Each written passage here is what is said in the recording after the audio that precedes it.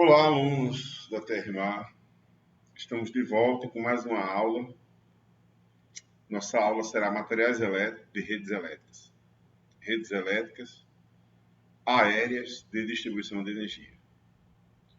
Esses materiais que a gente se refere nessa aula são exatamente os componentes, os elementos que compõem as redes elétricas.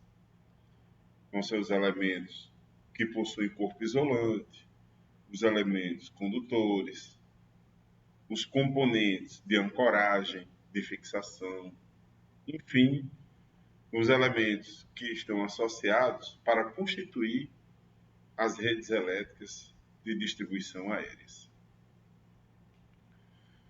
Pois bem, podemos observar esses três elementos, que são três importantes elementos de uma rede elétrica aérea de distribuição. A chave fusível, a chave tipo faca e o para-raio de distribuição.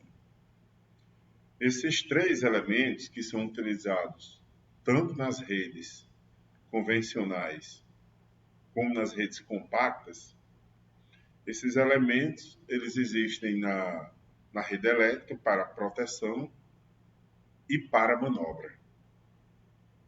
São dois requisitos das redes elétricas: a proteção do sistema e a manobra do sistema. Esses requisitos requerem dos materiais certas características. São características definidas pela engenharia elétrica, certo? Pois bem, vamos fazer algumas considerações sobre esses principais elementos do sistema elétrico. A chave fusível é um elemento de proteção e manobra. Proteção porque ela protege os transformadores e os circuitos de distribuição, porque no interior do elemento chamado porta fusível existe um componente que tem a função de desligar o sistema através da sua fusão, que é o elo fusível. O elo fusível é dimensionado para suportar até um certo nível de corrente. A partir desse nível de corrente para o qual ele foi projetado, dimensionado, ele vai se fundir. E é isso que vai fazer com que o mecanismo de abertura atue. Ou seja, esse porta-fusível ele vai sair do seu encaixe e vai ficar pendurado. Essa chave fusível também é chamada de chave indicadora. Por quê? Porque quando ela atua, o porta-fusível, o cartucho, ele fica pendurado.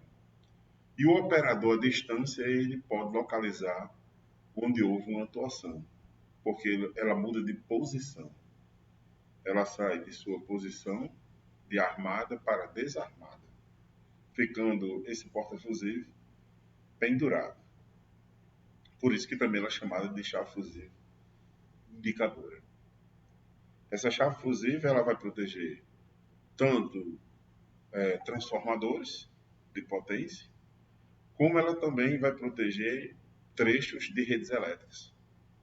Quando ela está instalada em subestações aéreas, entendam subestações aéreas como sendo um transformador instalado num poste, certo? Então, uma subestação aérea é um transformador instalado num poste, juntamente com todos os acessórios que devam existir para proteger e promover a manobra de abertura e fechamento do fornecimento de energia desse transformador. Então, em uma estrutura de subestação aérea, nós vamos ter um conjunto de chave fusível para promover a proteção desse transformador e também para permitir que esse transformador possa ser desligado e reenergizado, reconduzido à operação no tempo que for necessário pelos operadores. Então, quem permite esse procedimento em uma subestação aérea é exatamente a chave fusível indicadora, certo? Essa chave fusível indicadora também pode ser instalada ao longo de uma linha ou em derivações a partir de redes tronco.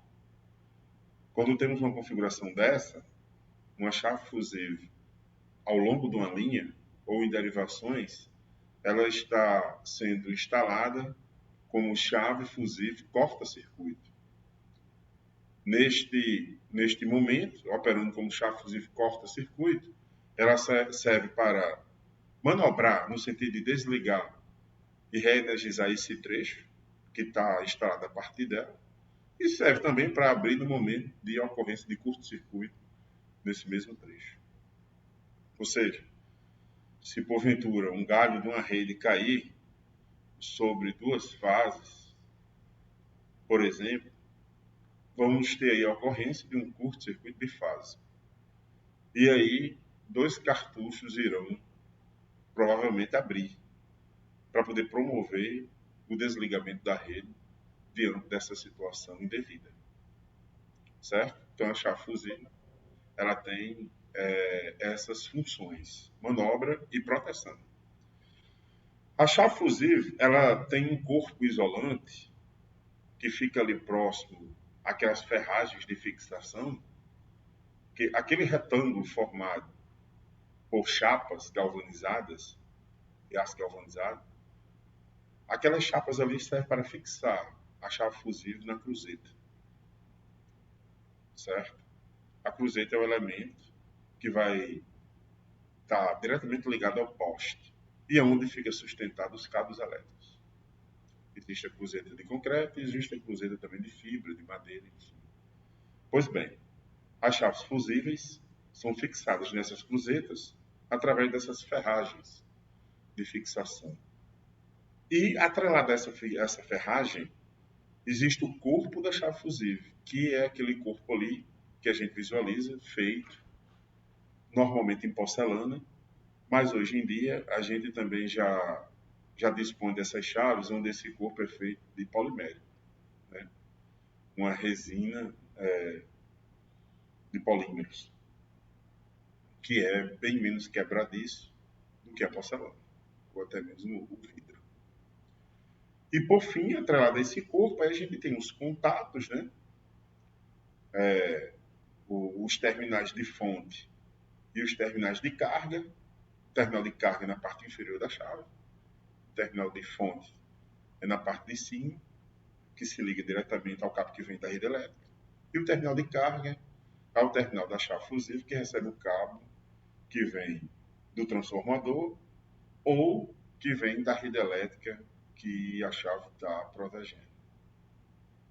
Ok? Aquele elemento que fica na parte superior do cartucho, do porta-fusível, é o anel de manobra. Um elemento ali parecido com um pequeno anel circular, que é feito normalmente de material condutor, né? É feito normalmente de bronze ou liga, né? E esse elemento serve para encaixar o cabeçote da vara de manobra, para que venhamos a promover a manobra de abertura ou fechamento dessa chave. Pois bem, passando para o segundo elemento, nós temos ali a chave tipo faca. Essa chave tipo faca, comparando com a chave fusível, ela tem uma característica que a define com muita propriedade. Ela é um componente que serve exclusivamente para a manobra. A chave faca ela não serve para proteger os circuitos elétricos ou um equipamento elétrico. Por quê? Porque ela é composta de contatos e de uma lâmina que se articula com relação a uma base, em torno da base. Então, essa articulação é que permite que a chave faca abra e feche. Porém, não há nenhum elemento que promova a proteção. Não há elemento fusível, porque essa lâmina ela não possui características de funcionamento de um fusível. Ela é uma lâmina condutora de elevada capacidade. Pois bem, essa chave ela só pode ser manobrada sem carga. Não podemos manobrar a chave faca com carga, porque existe aí a alta probabilidade de surgir um arco voltaico. Então, essa chave FAC ela é uma chave eminentemente colocada nos sistemas para manobra. Ela é muito utilizada em pontos onde há equipamentos instalados, como quais sejam religadores, seccionalizadores, bancos reguladores de tensão. Onde tem esses equipamentos, nós temos conjuntos de chave-facas para poder permitir, a qualquer momento que seja necessário para a remoção desses equipamentos e irem para a manutenção, essas chaves permitem que esses pontos sejam bypassados, ou seja estabelecido um caminho alternativo para o fluxo de potência, enquanto esses equipamentos são removidos até retornarem a esses pontos. Nós usamos chave-facas para promover exatamente o isolamento desses elementos e o bypass da rede nesse ponto. O bypass do equipamento nesse ponto da rede, melhor dizendo. Tá? Então, outro elemento muito importante é o para-raio de distribuição.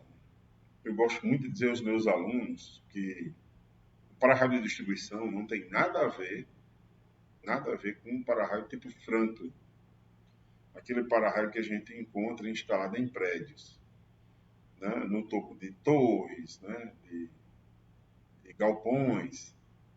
Aquele para-raio que é montado em um mastro, aquele para-raio ele tem uma filosofia de funcionamento diferente desse para-raio de distribuição. Esse para-raio de distribuição ele é instalado onde tem equipamentos, né, transformadores, banco de reguladores de tensão, onde tem religadores, também tem para-raio. Né? E tem concessionária que também coloca esses para-raios ao longo da linha mesmo. Okay? Existem concessionários que ainda fazem isso. Né? Mesmo não tendo equipamento, coloca ao longo da linha. Quando nós observamos o padrão de estrutura space compacta, a gente observa que aqui mesmo, na COSER, ela manda no padrão, onde tiver um fim de linha, instalar um conjunto de para-raio. E o para-raio, como o próprio nome diz, como o próprio nome sugere, o para-raio é instalado na linha ou onde tem um equipamento, exatamente para proteger esse equipamento ou a linha contra descargas atmosféricas. O que é que ele vai fazer? Ele vai ficar instalado entre a fase e o terra, essa parte inferior do para-raio que você vê aí, mais escura, um elemento preto, é o terminal de terra do para-raio, ou também chamado como disparador, detonador. Esse elemento aí é ligado à terra, e ele é isolado da fase, através de elementos isolantes que estão dentro do para-raio. Só que esses elementos isolantes, eles isolam somente até um nível de tensão. Quando incide um raio na linha, esse nível de tensão, ele é rompido, ele é vencido, porque a tensão do raio é muito grande. E aí o para-raio ele vai deixar de promover o isolamento entre o terminal de fase e o terminal de terra. E o terminal de terra, quando é energizado, ele vai exatamente escoar essa descarga para o terra. Isso de forma muito rápida, muito instantânea. E como ele está instalado antes do transformador, antes do equipamento que a gente quer proteger, então essa drenagem para a terra vai acontecer no sentido exatamente de proteger os equipamentos, ou mesmo um trecho de uma linha. Tá? Bem, eu quero fazer aqui uma consideração importante sobre o para-raio. O para-raio, aqui no nosso estado, ele tem uma filosofia de utilização interessante. Quando essa espoleta, quando esse detonador ele atua, ele fica pendurado. Ele também é indicador. Né? O operador de baixo, ele viu que aquele para-raio, ele drenou uma descarga para a terra, porque esse elemento aí pretinho, o detonador, ele vai ficar pendurado, porque essa espoleta ela explode, né, de modo que ela se destarraxa do corpo do para-raio fica pendurado. Então o operador, o inspetor que está fazendo a inspeção na linha, no sentido de promover uma programação de manutenção, ele vai ver que naquela estrutura, aqueles para-raios que foram atuados, ele vai diferenciar dos que não foram atuados exatamente porque essa espoleta vai estar pendurada, esse terminal de terra. Então, aqui no nosso estado, quando acontece isso, a nossa companhia energética, a política é trocar o para-raio. Já que no estado vizinho da Paraíba, e também no Ceará, na Coelce, a gente tem a possibilidade de testar o corpo do para-raio.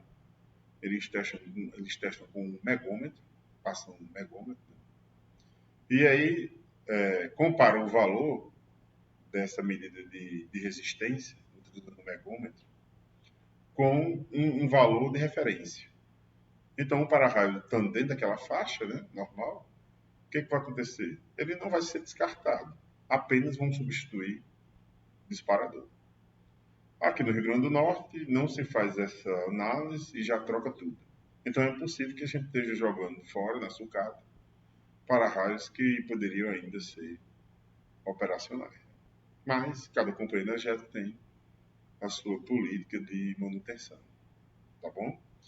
Então esses três elementos, pessoal, são os três elementos mal utilizados no padrão de rede de distribuição convencional. Né? Nós vamos, nesse primeiro momento, ver o padrão de rede convencional, certo? Que é a rede nua, que chama. O cabo é nu. É o cabo 4, o cabo barra 0, 4 barra 0. Vamos ver esse padrão, tá?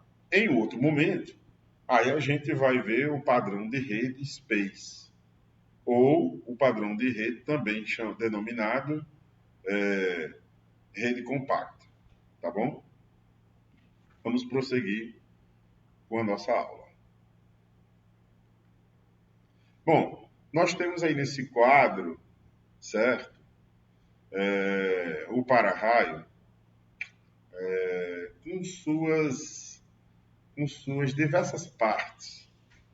Nós já havíamos adiantado, né, que a parte que liga o para-raio ao cabo fase é o terminal de fase, certo? O terminal de fase é onde a gente vai pegar um cabo que vem da rede e conectar aí, né, nesse terminal, bem apertado, tá? Então, na parte interna, a gente vê que tem a mola de compressão, centelhador, tem o corpo de porcelana, né, que é a parte, o invólucro, né? A carcaça dele é de porcelana, mas também existe hoje para-raio também com carcaça de polimérico também, né? Esse material polimérico está sendo largamente utilizado em redes elétricas. Tem uns resistores não lineares, né? E por fim a gente vai ter o desligador automático, o terminal de terra, né? E a ferragem de fixação, assim como a chave fusível, o para-raio também tem a ferragem de fixação, tá? Que, assim, eu vou fazer um comentário sobre essa ferragem de fixação. Pessoal, essa ferragem de fixação hoje, nos para-raios, ela está sendo descartada, né? Por quê? Porque o para-raio não está sendo mais instalado na cruzeta, certo? Se vocês repararem aí na rua, né? E aí vocês devem ter essa curiosidade de estar olhando esses detalhes, né? Para poder confirmar o que o professor está falando e assimilar o assunto também, né? Principalmente. Né? Hoje os para-raios eles estão sendo instalados na tampa transformadora e não mais na cruzeta. A tampa transformador é um nível mais baixo em relação à cruzeta de antigamente, quando o para-raio era instalado. Era num nível maior antigamente. Maior que eu digo, nível mais alto. Altura maior. Por que eu estou dizendo isso? Houve essa modificação por um motivo bem simples. Assim, né? Quando ele estava instalado na cruzeta, e esses para-raios, em algumas ocorrências, pode acontecer de a magnitude do raio é tão grande que esse corpo de porcelana, ou de polimérico mesmo, ele se parte. Ele explode o para-raio. E aí fica aquelas partes penduradas, né? Ora, se o para-raio ele quebra, né? Obviamente você lembre que na parte do terminal de fase, ou de fonte, é onde está o capim da rede, né? Está lá bem apertado. Então, se o para-raio quebrar, então essa parte que está ligada a esse cabo vivo, a fase, o que vai acontecer? Vai ficar fazendo peso nesse cabo e aí iria fazer um movimento para baixo pela gravidade, né? E aí ia direcionar esse cabo exatamente para a cruzeta, entendeu? Então, o para-raio quebrou. Então, um pedacinho que ficou atrelado à fase, ao cabo de fase, ao pulo, jump, através do seu peso, vai puxar esse pedaço de cabo, esse pulo, para baixo. E aí vai fazer com que esse cabo energizado, ele toque a cruzeta. E a cruzeta é terra. Porque a cruzeta está ligada no poste, o poste está enterrado. Então, a cruzeta é terra. E então, encostou a fase na terra, temos aí um curto, fase terra. Então, pronto, quando existia uma descarga atmosférica numa rede, e isso acontecia, o para-raio estourava. E aí promovia o contato da fase no terra, dessa forma como a gente comentou. Então, depois do raio, imediatamente, uma proteção ia atuar, porque ficaria agora essa herança do raio, né? O curto fase terra. E aí lá ia a operação, fazer inspeção, fazer teste. Aí você tem todo um, dependendo do tamanho da linha, né? A gente tem aí um tempo maior para restabelecer o fornecimento de energia elétrica para esse trecho. Aí o pessoal, né, que tem experiência, o pessoal de gestão da manutenção, teve uma solução bacana para evitar esse tipo de ocorrência. Um curto fase terra, que aconteceu porque caiu um raio, explodiu um para-raio, o para-raio instalado na cruzeta, e aí promoveu esse contato da fase com a cruzeta. Para evitar isso aí, o que eles fizeram? Tirou o para-raio da cruzeta e colocou ele fixado no suporte chamado suporte Z, que fica instalado lá embaixo na tampa do transformador. Fica ali acima da bucha da primária do transformador. Ainda está antes do transformador, é considerado. Então, quando o raio vier, vai encontrar primeiro o para-raio e vai drenar do mesmo jeito. E se ele explodir, né, ele está na tampa do transformador, a gente não vai ter essa ocorrência, porque se porventura explodir e haver um toque da fase com a carcaça do transformador, que não há devido ao tamanho do pulo, é pequeno, não chega lá, mas vamos supor que um eletricista deixou um tamanho de cabo muito grande, e quando explodiu, aí a fase pegou na tampa do transformador, puxado pelo peso do pedaço do para-raio e quebrou. Né? O que ia acontecer nessa hora? A chave fusível que está lá em cima é quem ia ver esse curto. E aí ia atuar a chave fusível local do transformador. E aí não ia tirar toda a linha. Porque quando estava lá em cima na cruzeta, a chave fusível está depois. Então a chave fusível não ia ver. E quem ia enxergar esse defeito era uma proteção que tivesse a retaguarda. Então a gente ia tirar aí um trecho muito grande de linha, o que ia demandar um tempo muito grande de inspeção, enfim. Entendeu? Então é muito importante a gente também ter esse conhecimento operacional, né? Esse conhecimento. Por que estava na cruzeta ou está na tampa do transformador? Tem essas coisas aí também que trouxeram essas vantagens. Né? Mas, enfim, o para-raio é esse elemento que traz essa característica, né? Proteger a linha ou o transformador contra descargas atmosféricas. Né? Ok? Passando adiante, nós temos aí uma imagem, uma fotografia, né? Da chave fusível com seus diversos elementos também. Né? A gente vai repetir, o aprendizado vem com a repetição, né?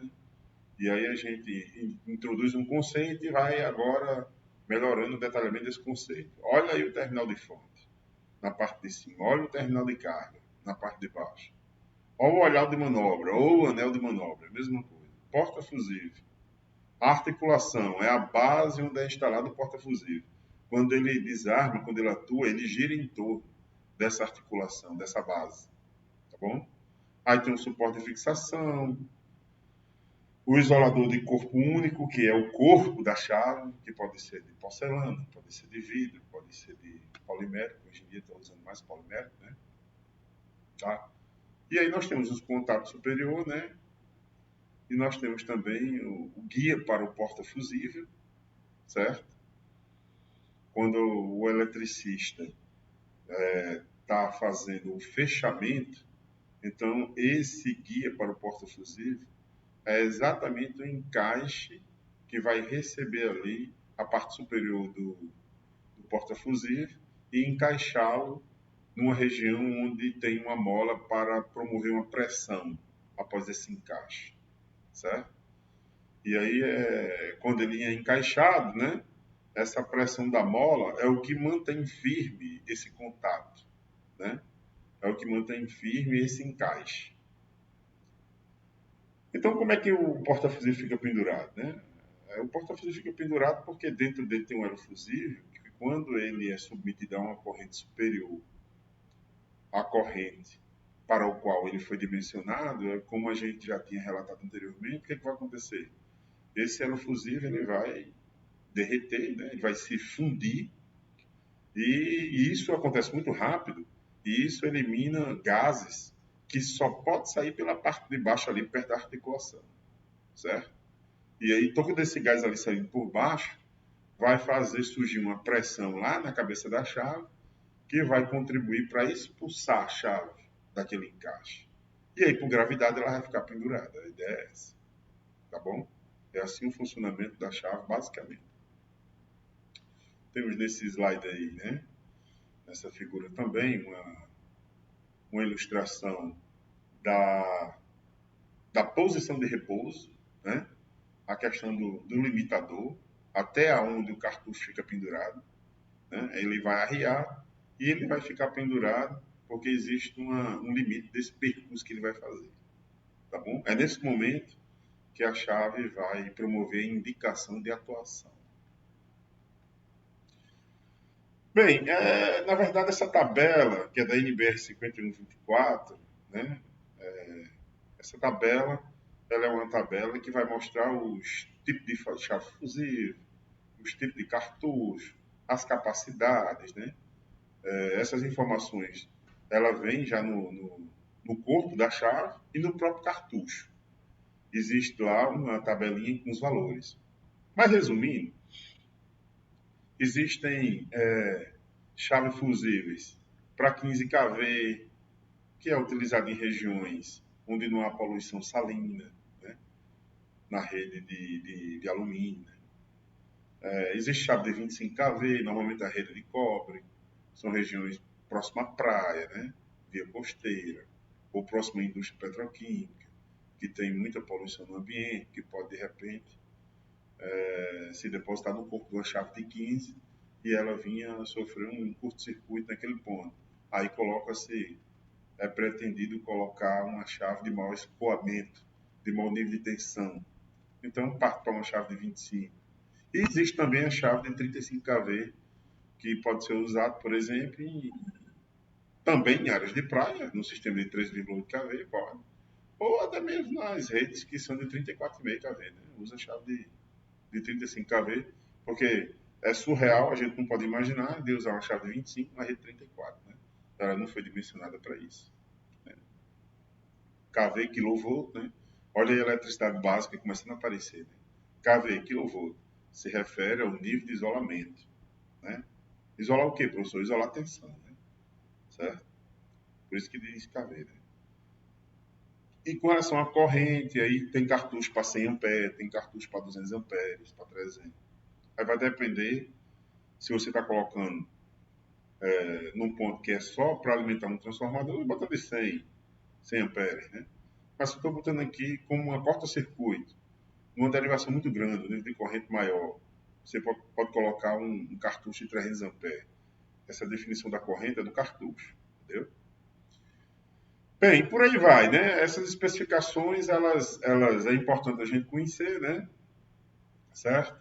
Mas essas coisas com o tempo vai ficando no sangue, tá bom? Com relação à sequência de operação, ora, com relação à sequência de operação, a gente tem o seguinte, a gente tem uma sequência de abertura, né, da chave fusiva, e a sequência de fechamento vai ser o inverso da abertura.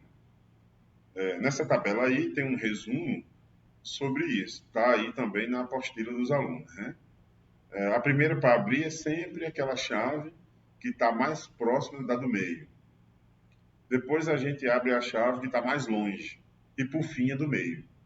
Ou seja, abre a A, certo?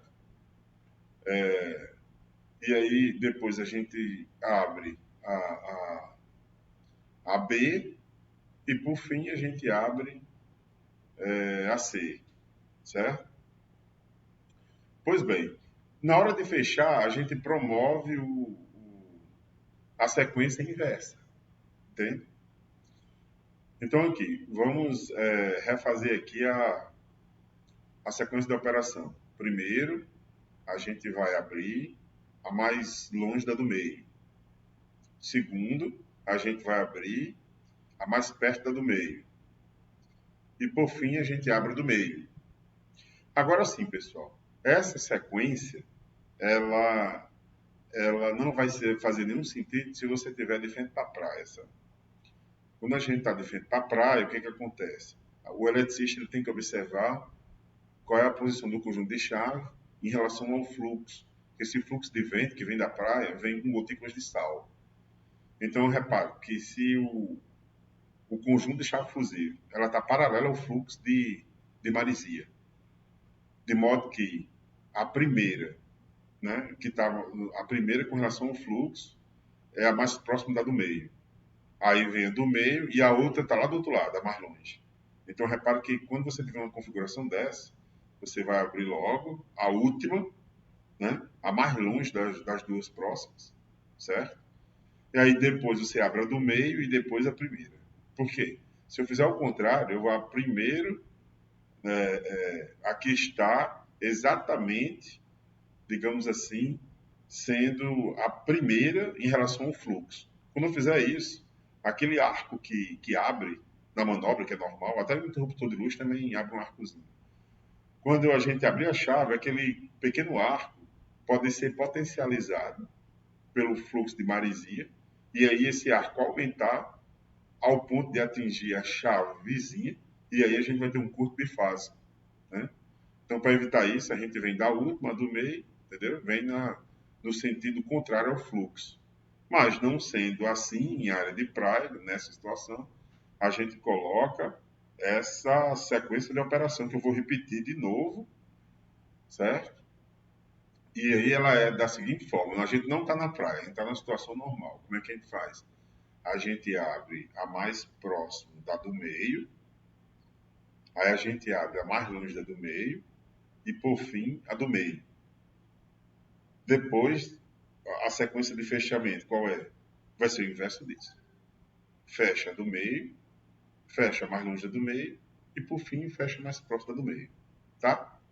A gente, para não dizer assim, A, B, A, C, a gente é melhor trabalhar quem é que está mais próximo da do meio e quem está mais longe, porque na estrutura fica duas chaves de um lado do poste, uma vizinha a outra, né? A do meio e a primeira extremidade, e aí a outra fica lá do outro lado sozinha, a outra extremidade. Então a gente gosta de usar essa denominação, próximo do meio, mais longe do meio, mais distante, exatamente para não ficar preso a essa questão de ABC, que, que para definir quem é A e quem é B e quem é C, né? A gente tem que ficar de costa para a fonte e na ordem da escrita você diz A, B, C, na ordem da escrita, tá bom? Pronto, essa sequência aí, na verdade, ela fica no sangue e na prática. Né? A gente fala que tenta trazer essa ideia da operação para o aluno, mas obviamente ela fica no sangue e na prática porque aí você vai pegar a vara de manobra, vai estar ali fazendo esse serviço, e aí não tem como esquecer porque a execução fixa demais o procedimento, né? Aí tem o porta-fusível, né? O helo fusível está lá embaixo ali, como a gente pode ver, certo? A gente já fez as considerações acerca desse elemento, né? Esse tubo onde fica o elo fusivo depositado no interior dele é um tubo de fenolite. Fenolite é um material, né? Certo? Fibra de vidro, né? Fenolite, tá? Então aí a gente tem uma imagem aí do porta-fusível, que é da chave fusível, tá bom? Tá aí o elo fusível, né? Como a gente pode ver, nós temos a cabeça do elo, onde fica escrito, né? A cabeça do elo é o que chama botão, né? É onde está escrito a capacidade do elo. Ele tem elo de várias capacidades, para vários níveis de corrente, certo? E aí depois vem um tubinho, né? Que fica ali exatamente abaixo da cabeça do botão e fica, como é que se diz, envolvendo o elemento fusível. A cordoalha de aço é aquela cordoalha que entra na parte de cima do porta-fusível, aí vai sair lá na parte de baixo e a gente vai, na instalação, ter que dar uma pressão na mola, né, da base da chave, do porta-fusível. Aí a gente coloca essa cordoalha de aço nessa região que fica sob pressão da mola, e aí a gente vai colocar na porca de fixação do elo, do porta-fusível. Na prática a gente vê melhor isso aí, tá bom? Bem, o elo até... Aí nós temos aí uma tabela com diversos tipos de elo para transformadores, né? Aí a gente vai dizer aqui os principais. Né? Por exemplo, transformador utilizado em 13.8 kV de 75 kVA. De quanto é o elo? É de 5H. Quanto é o elo? O 5H, professor, por quê? Não, é porque você calculando a corrente elétrica no lado de alta tensão, vai dar em torno de 5 amperes para 75 kVA, no lado de alta tensão. Né? Então, o elo fusível é exatamente calculado para nesse nível de corrente nominal daquele equipamento. No caso do transformador de 75, ele tem mais ou menos 5 amperes, né, no lado de alta, no lado primário. E aí, como a chave fusível é instalada no lado de alta, é exatamente aí onde a gente vai colocar o elo compatível com esse nível de corrente, no lado de alta. Então, quando a gente diz que um elo é de 5H, a gente diz que ele é de ação rápida, ou seja, ele deve derreter, a curva dele é uma curva que permite que ele se queime rapidamente, que ele entre em fusão rapidamente, né? Para proteger o transformador, né? Certo? Então a curva dele tem que ser rápida até para que haja coordenação com outros elos que ficam na retaguarda dele, certo? Então pronto. 5H quer dizer que ele deve suportar nominalmente 5 amperes. Ou seja, se passar 5 amperes ali, ele não é para se fundir, porque a capacidade dele nominal é essa, então ele tem que funcionar em condições permanentes, sem se fundir para esse tipo de corrente. Porém, aí vem a questão agora de sobrecarga. Se o transformador se sobrecarregar aí, vamos por 50%, que é uma sobrecarga grande, um de 75, né? Que aí 75 ia dar aí uma sobrecarga em cima de 75, a gente ia passar de 100, né? Em torno de 105, talvez, mais ou menos, né? 105 kVA. Então, não é para o elo, também assim que passar de 5 amperes, não é para ele se fundir rapidamente, claro. Então, a indústria faz os elos fusíveis para se fundir na, na situação de sobrecarga, obedecendo alguns critérios, como, por exemplo, um elo fusível de 5, ele tem que aguentar uma sobrecarga de 50% de corrente durante pelo menos 2 horas. Ou seja, a gente está dizendo aí que ele pode ir até 7 amperes, né? 7,5, durante 2 horas, e não é para se fundir, né? Certo? Porque é aquela região de sobrecarga, né? Certo? Aí mais do que isso, ele vai se fundir, claro. Se essa sobrecarga for maior do que 50%, é para ele se fundir. E se for de até 50% e passar de 2 horas, também ele não vai aguentar, ele não deve aguentar e deve se derreter mesmo, fundir. Tá?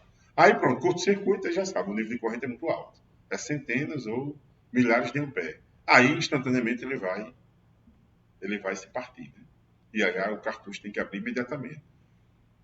Na hora do curto, o elo tem que abrir rápido, muito rápido, na ordem de 150, 100 milissegundos, exatamente para poder o transformador escapar. Né? Já pensou se fosse para durar aí 1 minuto, 2 minutos num curto? O que ia acontecer é que o transformador ia queimar, né? Não ia aguentar. Enfim, essa questão de elo, o aluno também ele vai aprendendo mais na prática, né? A gente conversa assim para ele ter essa noção e tal. Mas na prática é que ele vai aprender essa questão do elo, tá? E também a gente vai ter aula para poder aprender a substituir elo fusivo, manobrar chave fusivo. Essa parte enfadonha, quando passar mais, né? O aluno gosta mais da prática, né? A gente já está acostumado a dar curso, sabe como é. Nós também temos esses 3 elementos aí interessantes. Isolador de pino, né? Cabo. Lá no isolador de pino, está fixando um cabo, né? Certo? Ou seja, o isolador de pino, em pontos tangenciais, o que é um ponto tangencial? É um ponto em que o cabo ele não fica ancorado no poste, ele fica só fixado, certo? São as estruturas tangentes, né? Essas estruturas utilizam os isoladores de pino, que pega o cabo e fixa. Ali está fixado através de um laço. Pode ser um fio de fixação também, certo? Existe laço lateral, laço de topo, enfim. Isso também é muito bacana na prática, certo? Então, o isolador de pino é utilizado em tipo de estrutura tangente, ou seja, estrutura passante. Esse outro isolador do meio, que é o isolador de suspensão, ele é utilizado em amarração, tanto fim de linha como amarração intermediária. O que é uma armação fim de linha? É exatamente como o nome sugere. A linha, em algum momento, ela vai chegar ao fim. Fim da linha, né? Pronto. Aquele cabo vai ficar amarrado como? Exatamente fixado, ancorado no isolador de suspensão. Através de quê? De uma alça. E tem uns acessórios, né? Mas quem faz a isolação do cabo energizado para que não haja contato de fase com terra, que é o poste e a cruzeta, é exatamente o isolador de pino e o isolador de suspensão. Os demais elementos são ferragem, né? Aí são de aço galvanizado. Por exemplo, esse pino para isolador, que é o primeiro elemento ali da direita. Esse pino para isolador é onde a gente vai fazer a fixação do isolador de pino, certo? Na cruzeta. Hoje em dia tem agora o parafuso prisioneiro, que no lugar do isolador de pino, a gente está usando, nós estamos voltando do polimério e voltando para utilizar o material de porcelana. E professor, quando? Exatamente. A gente está utilizando o material porcelana nas situações onde a Coserna agora está utilizando o isolador de pilar, certo? Isolador de pilar. Isso não quer dizer, pessoal, que o isolador de pino de polimério não está sendo mal usado, de forma alguma. Ainda tem obra que está saindo, obra particular pode usar, não tem problema. Só que a Coserna está dando preferência ao isolador de porcelana chamado de pilar, que não usa o pino, usa o parafuso prisioneiro, né? Para poder fazer a fixação desse isolador, certo? Olha aí, ó, os tipos de laço, né? Laço plástico de topo, né? Certo? Que é um laço onde a gente faz um 8 na cabeça do isolador, lá na calha onde deve ficar acomodado o cabo. E aí a gente vai dar umas voltas, é, é, digamos assim, umas voltas helicoidais envolvendo o cabo dos dois lados do isolador, né? Para poder a gente fixar na, esse cabo no isolador de pino, né? Nós temos aí também um laço aí lateral, né? Que tem a mesma função.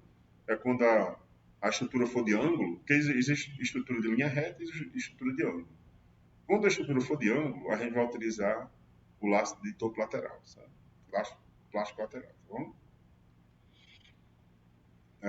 Bem, nós temos também conector estribo, né? Que também é utilizado na rede convencional. O conector estribo. Nesse caso aí que você está vendo na figura, né? A gente está vendo o conector estribo sendo utilizado numa rede coberta, né? Protegida.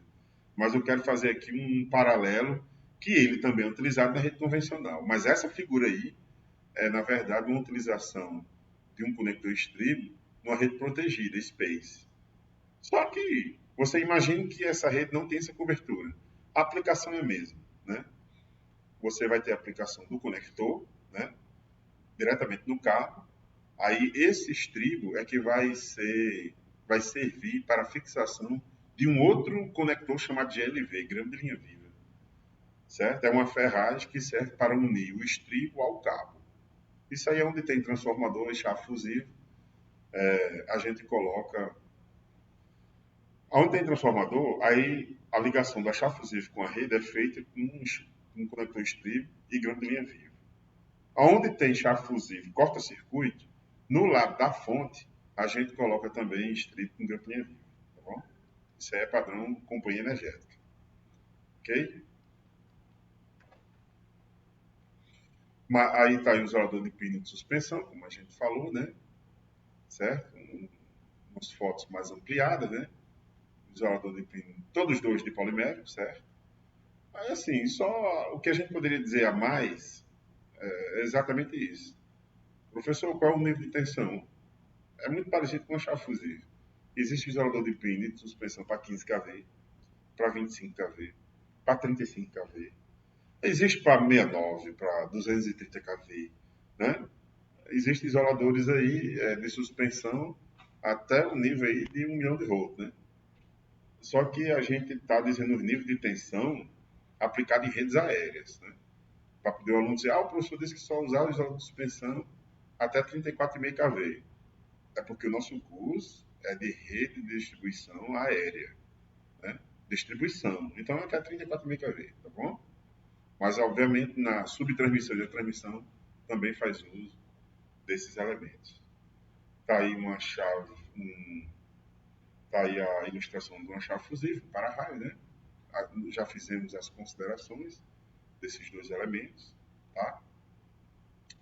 O que a gente poderia reforçar de mais informações a respeito desses dois elementos é que esses dois elementos, eles são elementos, a chave fusível, elemento de manobra e proteção contra sobrecarga e curto-circuito. E o 2 é um elemento que protege o transformador contra sobretensões. E aí, sobretensões podem ser geradas por raios, descargas atmosféricas, né? E pode ser gerado pelo chaveamento da rede. Quando a gente está chaveando a rede, manobrando, a gente também pode induzir sobretensões na rede elétrica, ok? E aí o para-raio, de repente, pode ser atuado no momento de chaveamento. Já aconteceu isso, né? Não é comum, mas é possível acontecer, tá bom? Então, a gente está numa espécie aqui de revisando o que a gente viu de novo. O aprendizado vem com a repetição. Condutores. Professor, quais são os principais condutores da rede convencional? Cabo 4AWG de alumínio, certo? Cabo 1/0 de alumínio também. Existe com alma e sem alma. Quando vocês ouvirem falar de cabo sem alma, é porque esse cabo ele é feito apenas de filete de alumínio. Quando vocês ouvirem falar em cabo com alma, é porque no interior do cabo, na parte central da seção, existe um ou mais filetes que são de aço. É esse elemento central de aço, esse filete, que é chamado de alma. Tá bom? Então, é quando, por exemplo, na baixa tensão, você pode utilizar o cabo 4 de alumínio sem alma, porque os vãos são curtos.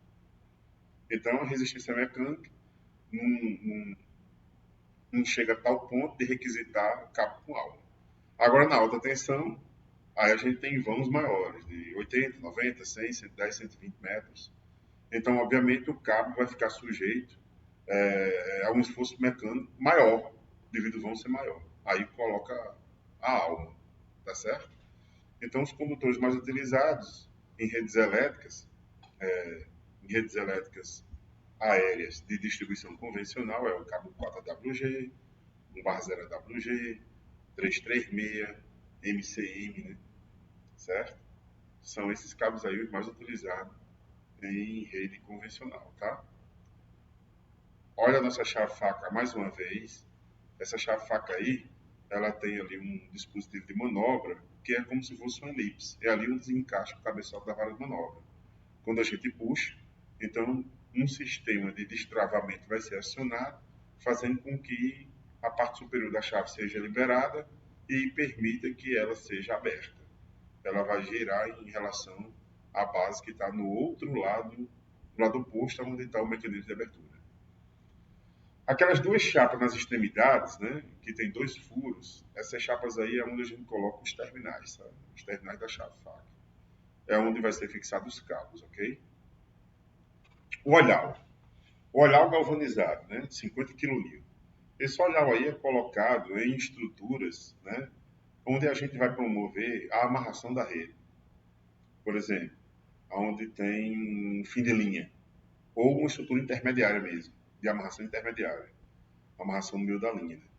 A gente, para poder colocar o isolador de suspensão, então, em uma extremidade tem que ter um elemento que eu fixo no isolador de suspensão. Que elemento é esse? Tá aí ele, é o olhar.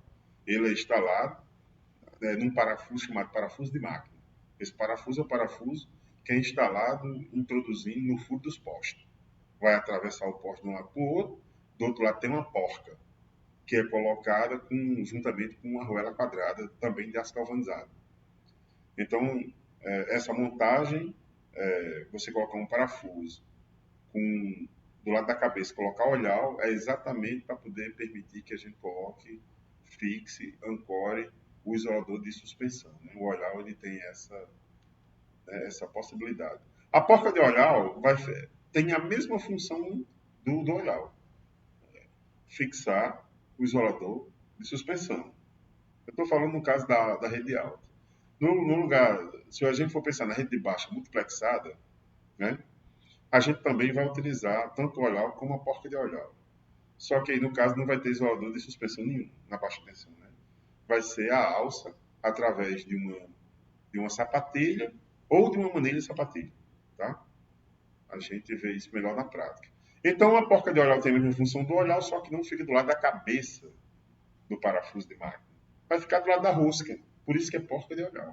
Certo? Ele tem uma rosca que a gente, no lado da rosca do parafuso de máquina, a gente vai colocar a porca de olhar. E a porca de olhar, ela vai ser colocada em estruturas de amarração intermediária. Ou seja, a gente tem amarração dos dois lados. Do lado da fonte, onde estão os olhares, né? Porque sempre a gente coloca os olhares do lado da fonte, de onde vem o fogo. E do lado da carga. Aí a gente vai colocar as porcas de olhar. Ou seja, é para onde a linha está se projetando, é para onde a linha está sendo construída para poder atender as cargas ou a carga, depende. Então a porca de olhar fica do lado das cargas. E o olhar fica do lado da fonte, ou seja, fica apontando para a direção de onde está a subestação que alimenta o alimentador. Certo?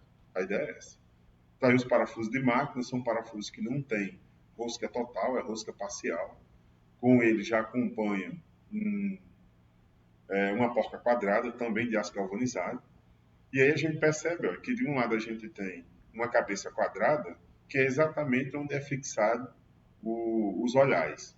Do lado contrário é a rosca, né?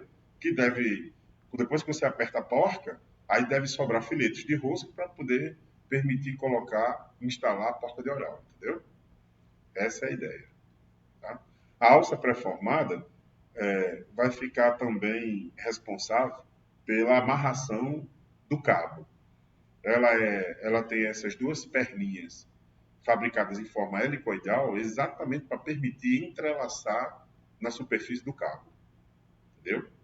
Então a gente enrosca uma perna, aí vai sobrar um espaço naquela primeira camada que foi enroscada, que vai ser preenchido pela outra perna.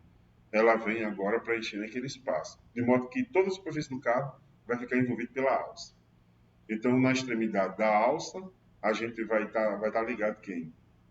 O isolador de suspensão através de uma manilha sapatilha ou uma sapatilha, certo? Então, a alça agarra o cabo e a alça fica ligada ao isolador de suspensão. E esse isolador de suspensão se interliga na alça através de uma manilha sapatilha ou uma sapatilha. Entendeu? São ferragens de fixação.